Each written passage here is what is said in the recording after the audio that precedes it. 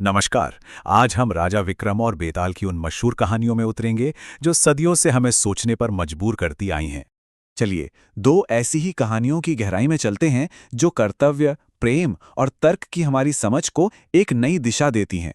तो सबसे पहले ये समझना जरूरी है कि इन कहानियों का माहौल क्या है। मतलब कि बुद्धिमान राजा विक्रम और उस चालाक भूत बेताल के बीच का ही अजीब सा रिश्ता आखिर है क्या। देखिए, उनका ये सफर एक तरह का लूप है, एक चक्र जो बार बार चलता है। विक्रम बेताल को पकड़ता है, बेताल कहानी सुनाकर एक पहेली पूछता है, विक्रम को जवाब देना ही पड़ता है, और जैसे ही वो बोलता है बेताल उड़कर वापस चला जाता है। और हर पहेली राजा की बुद्धि की एक नई परीक्षा होती है। तो चलिए बेताल की पहली पहेली से शुरू करते हैं।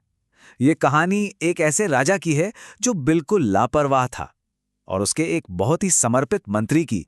तो होता यह है कि राजा यशकेतु अपने राजकाज पर कोई ध्यान नहीं देता। राज्य की हालत देखकर उसका मंत्री दीर्घदर्शी बहुत परेशान हो जाता है। इसलिए वो एक तरकीब निकालता है। वो राजा को जिम्मेदारी का एहसास दिलाने के लिए एक लंबी तीर्थ यात्रा पर जाने का नाटक करता है। और देखिए, मंत्री का ये प्लान एकदम कामयाब रहा। राजा न सिर्फ एक बेहतरीन शासक बन गया, बल्कि उसने एक साहसिक काम भी किया। लेकिन कहानी में एक बहुत बड़ा मोड़ तब आता है जब राजा अपनी नई रानी के साथ जीतकर वापस लौटता है। एक ऐसी घटना घटती है जिसके बारे में किसी ने सोचा भी नहीं था। वो वफादार मंत्री जिसने ये पूरी योजना बनाई थी, ये अच्छी खबर सुनते ही वहीं ढेर हो गया। और यहीं बेताल अपनी पहेली पूछता है, आखिर उस मंत्री की अचानक मौत की असली वजह क्या थी। इस पर राजा विक्रम का जवाब बहुत ही गहरा था। उन्होंने कहा, मंत्री की मौत खुशी से नहीं बल्कि डर से हुई थी। उसे डर था कि रानी के आने के बाद राजा फिर से अपने पुराने रास्ते पर चला जाएगा और उसकी सारी मेहनत बर्बाद हो जाएगी।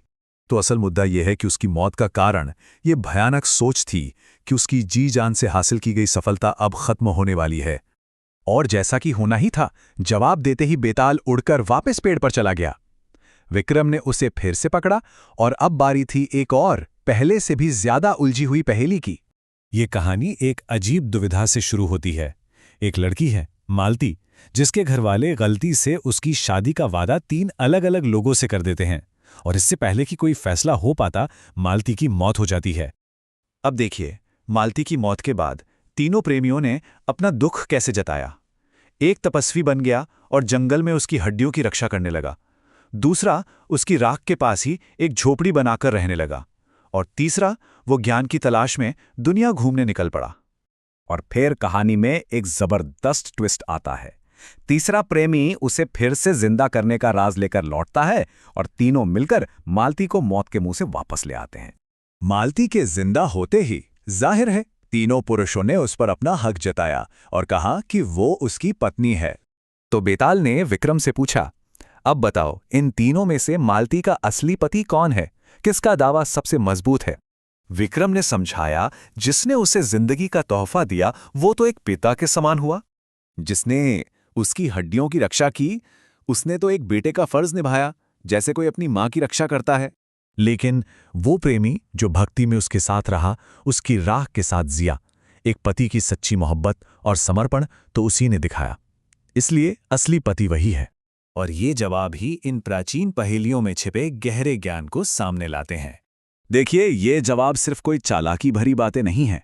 ये इंसान के स्वभाव को समझने और सही गलत का फैसला करने के गहरे सबक हैं।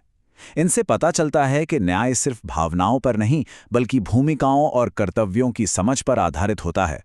यह हमें सोचने पर मजबूर करता है ना, कि आज की इस उलझी हुई दुनिया में क्या हमें भी मुश्किलों का हल ढूंढने के लिए इसी तरह के ज्ञान की जरूरत है।